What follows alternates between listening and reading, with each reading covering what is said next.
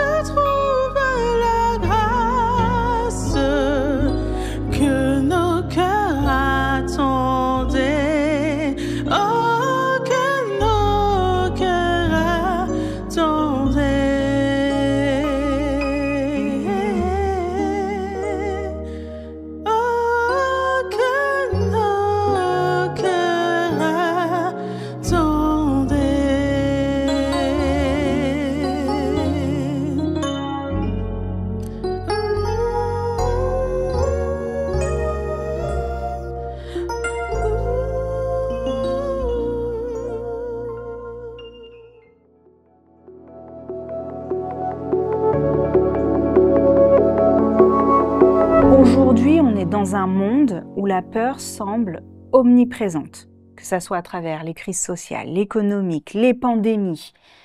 Le mot peur est partout, dans les journaux, sur les lèvres de chacun d'entre nous. qu'est-ce que c'est que la peur? Parce qu'on parle tout le temps, on entend parler de cette peur, mais concrètement, qu'est-ce que c'est? Alors, je dirais que la peur, c'est une émotion. C'est une émotion qui va enclencher, bien sûr, des phénomènes, je dirais, internes. Et par rapport à cela, notre corps va réagir, va se mettre dans une certaine situation. Par exemple, nous avons des hormones et l'une de ces hormones va agir euh, pour nous mettre en état d'alerte parce qu'il y a des événements autour de nous qui nous que nous avons interprété comme étant menaçant. Donc, c'est une émotion qui est quand même négative à la base. Il y a d'autres émotions, par exemple, comme la joie, qui est vraiment positive, Plus mais agréable. plus agréable. Mais la peur, c'est quelque chose de très, je dirais, négatif parce que cela a des réactions également négatives sur notre corps, sur notre manière de penser, de réagir. Donc, c'est pourquoi, en fait, nous avons choisi de parler un peu de la De peur. la peur. Alors là, on a expliqué ce qu'est la peur d'un point de vue médical, scientifique, mais que nous dit la Bible par rapport à cette peur, à ce sentiment, et finalement, comment elle est arrivée? Alors, je dirais tout d'abord que la peur s'oppose à un état de paix, de sérénité, que ce soit au niveau de l'environnement dans lequel on vit, une paix aussi intérieure et une paix relationnelle. Donc, je dirais que la peur, c'est l'inverse de tout ce que je viens de décrire.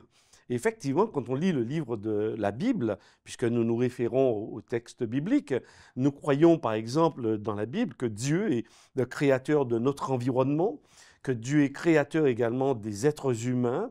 Et donc, lorsqu'il les a créés, par exemple dans Genèse chapitre 2, Dieu va les placer dans un contexte extrêmement agréable, et je dirais un contexte paradisiaque. Et dans Genèse chapitre 2, il nous est dit que Dieu, par exemple au verset 16 et 17, Dieu va établir un contrat, un lien, un contrat d'engagement avec l'homme et particulièrement et la femme également. Et il va leur dire, écoutez, vous pourrez manger de tous les arbres du jardin, mais évitez un arbre, surtout n'y allez pas, parce que le jour où vous en mangerez, vous mourrez. Donc, juste pour faire court, le fruit n'avait pas un problème en lui-même. Mais comme je l'ai dit, c'est un contrat. Dieu est créateur, il place l'homme dans un contexte. Dieu connaît également l'environnement qui peut être menaçant, mais l'homme ne connaît pas cette menace. Donc Dieu le met en garde. Et dans Genèse chapitre 3, eh bien, on va retrouver l'homme et la femme dans une relation tout près de cet arbre, et même mangeant de cet arbre.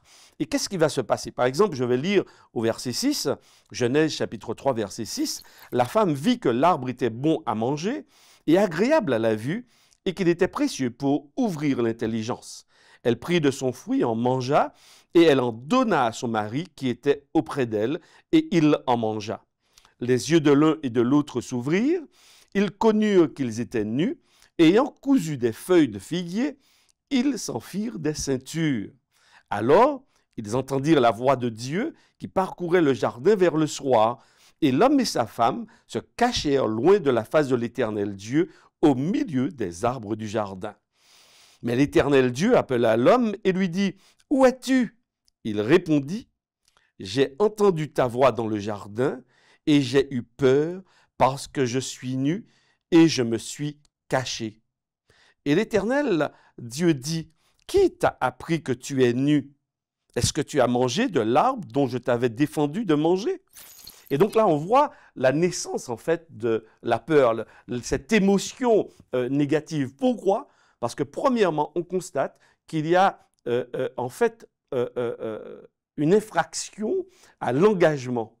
Infraction à l'engagement pris entre Dieu et l'homme. Je t'avais dit de ne pas y toucher. Malheureusement, on découvre que l'homme et la femme vont Désobéir. désobéir, vont consommer du fruit de cet arbre. Et là, tout de suite, alors qu'au préalable, il y avait une harmonie, il y avait la paix, puisque dans le chapitre 2, on voit que Dieu dialogue avec Adam, Dieu va l'emmener près des animaux, il va lui demander de les nommer. Donc on voit qu'il y a une relation déjà entre lui et Dieu, mais que cette relation est vraiment paisible. Et elle est sécure, je dirais. Et brusquement, ici, à partir du verset 6, eh bien, on va voir, premièrement, la peur, ils se découvrent nus, donc ils ont peur et ils vont se cacher, ils vont se vêtir avec des feuilles, par exemple, il nous est dit. Ensuite, ils ont peur de Dieu, donc ils se cachent de Dieu. Et cette notion de peur est vraiment, elle s'installe. C'est-à-dire que des événements autour d'eux qui ne leur faisaient pas peur au préalable, maintenant, on découvre que ces événements leur font peur. C'est-à-dire que Dieu leur fait peur. On découvre que leur nudité qui avant ils n'avaient aucun problème avec, maintenant ils en ont peur, ils se cachent. Et donc, cette notion de peur apparaît dans le texte biblique au tout début, je dirais, quelque temps après. Bien sûr, on ne sait pas le nombre de temps qui s'est écoulé, mais en tous les cas, cette peur, la peur n'existait pas à ce moment-là. Alors, si je résume et je comprends bien, la peur apparaît au moment où où on rompt le contrat, on désobéit à la ligne directrice que Dieu nous apporte. C'est-à-dire que la peur va intervenir à partir du moment où il y a une infraction. C'est-à-dire il y a une situation de paix et on va casser cette paix. Et cette paix va enclencher, bien sûr, des émotions chez nous. Alors, ici, pour Adam et Ève, eh bien, oui, tout de suite, il y a une réaction. Leur corps va réagir. Les événements, ils vont commencer à les interpréter comme étant menaçants. Parce qu'au départ, ils ne sont pas menaçants. Mais brusquement, ils deviennent menaçants. Et effectivement, et tu as raison de le dire, parce qu'il y a infraction.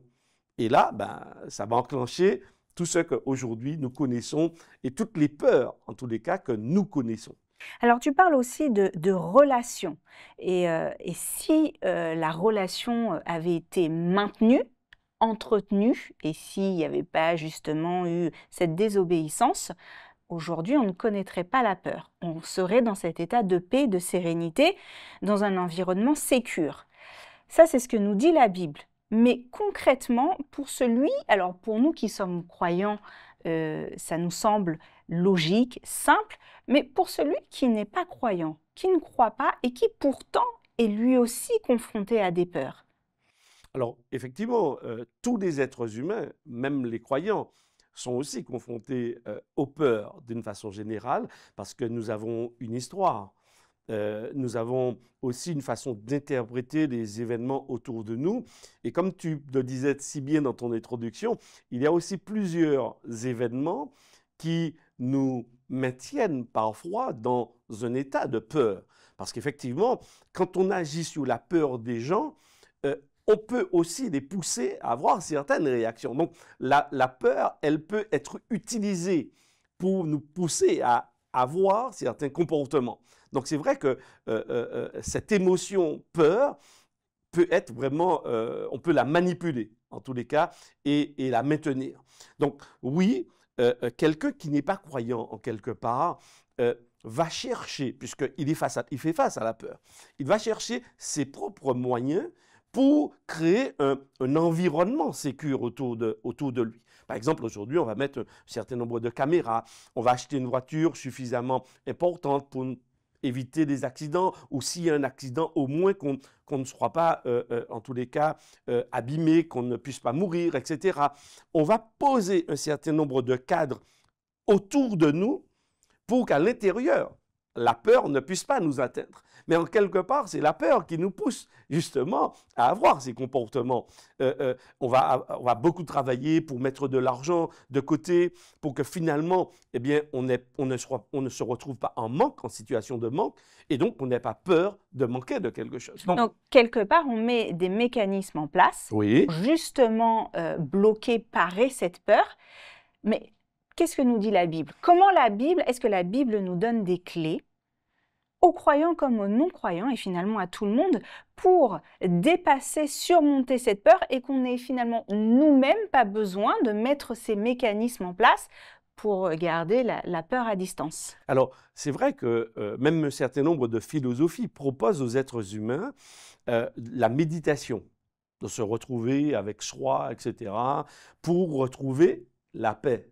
Et c'est très intéressant parce que même ces philosophies très pratiques propose à l'être humain, parce qu'il comprend, il voit les tensions, ces émotions négatives, le stress, la peur, etc., qui nous habitent et qui, en fait, est notre lot au quotidien, il propose la méditation. La Bible aussi propose la méditation, mais au-delà de la méditation, la Bible nous propose de retrouver une relation avec justement celui qui nous a créés et que nous appelons en tant que croyants Dieu. Et la clé de la Bible, elle est vraiment là. Ce n'est pas quelque chose de passager. Par exemple, je m'en vais lire dans l'Évangile selon Jean au chapitre 14, verset 1.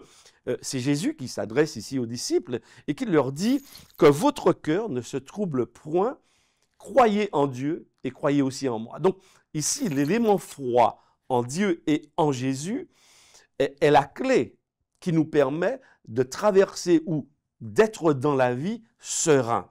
Donc de retrouver cette paix et de pouvoir justement contrer la peur qui a tendance à envahir, je dirais, notre vie de façon négative. Donc oui, la Bible propose quelque chose de très intéressant. Il propose quelqu'un. C'est la relation, la retrouver au travers de la foi. Donc la Bible, et notamment dans Jean, nous propose cette relation avec quelqu'un et la foi. Ça, ce sont les piliers, je dirais, pour éviter et pour garder au loin la peur. Quand on est croyant, une fois de plus, ça me semble facile, logique. Oui. Quand on est croyant. Mais si on n'est pas croyant, si on ne connaît pas les Écritures, si on n'a pas un intérêt pour les Écritures, comment faisons-nous? Est-ce que ça veut dire que les mécanismes qui ont été mis en place pour justement garder cette peur à distance sont, je dirais, moins qualitatifs que ce que la parole nous propose? Alors, dans l'Évangile selon Jean, chapitre 14, verset 27, voici ce que Jésus dira. Et ça répond vraiment à la question que tu poses. Je vous laisse la paix, je vous donne ma paix. Je ne vous donne pas comme le monde donne, que votre cœur ne se trouble point et ne s'alarme point. Donc, c'est vrai que Jésus fait une nuance entre la paix que le monde peut donner. Donc, effectivement, quelqu'un qui n'est pas croyant va de façon naturelle rechercher cette paix. Et d'ailleurs, quand on regarde même le climat politique, les intentions politiques, même avec les armées que nous avons dans les différents pays, c'est soi-disant pour instaurer la paix, maintenir à la paix. Parce qu'effectivement, l'homme a compris avec toutes les études que vivre en état de tension en continu, eh bien, ça bousille la santé et ça va entraîner un certain nombre de maladies. Donc, on fait en sorte pour essayer de maintenir la paix. Mais Jésus lui-même le dit, pas comme le monde la donne. Parce que la paix que le monde donne, que nous pouvons trouver peut-être par nos propres moyens, elle est éphémère, elle est passagère. Tandis que Jésus nous dit, je vous donne ma paix. Et cette paix ne peut se retrouver que dans une relation rétablie avec lui. Et cette paix, eh bien, il va la développer, la construire dans cette relation. Parce que ce n'est pas quelque chose qui nous donne comme ça de but en blanc. C'est sa présence en nous qui va grandir et qui nous permettra justement de retrouver cette sérénité. Alors oui, et c'est pourquoi aussi nous faisons ces émissions. C'est pour que des personnes peut-être qui ne sont pas habituées au texte biblique puissent être aussi interpellées. Et nous croyons que l'Esprit de Dieu, eh bien, il agit aussi dans le cœur des uns et des autres. Et ces émissions, nous l'espérons, eh bien, vont apporter une orientation, éclairer, une direction, éclairer, effectivement, et vont apporter cette paix, cette sérénité, cet espoir. Parce que la peur, c'est vrai que beaucoup la craignent et recherchent la paix. Alors pasteur, l'émission touche à sa fin, mais on doit se retrouver demain. Alors, pour nous permettre de rester dans l'espoir et de garder la peur à distance, que peux-tu nous dire en attendant de se retrouver demain? Alors, je vais essayer de paraphraser Jésus, que votre cœur ne se trouble point. J'aimerais vraiment dire à nos auditeurs d'oser faire confiance à Dieu. Oser lui remettre nos soucis, nos préoccupations, nos peurs, oui, lui dire nos peurs et l'inviter à venir habiter en nous. C'est ça que Jésus nous propose, venir habiter en nous afin que nos peurs disparaissent, afin qu'il puisse nous permettre d'interpréter les événements qui se déroulent autour de nous et qui génèrent la peur chez nous. Donc aujourd'hui, Florine, j'invite nos amis à faire un pas vers Dieu et lui remettre tous leurs soucis et la paix viendra. Vous l'avez bien entendu, vous avez d'ailleurs déjà fait un premier pas en venant et en vous initiant au pouvoir de l'espérance. Eh bien, je vous propose de faire un second pas en se retrouvant demain, en gardant l'espoir et essayons de mettre la peur à distance, au moins jusqu'à demain.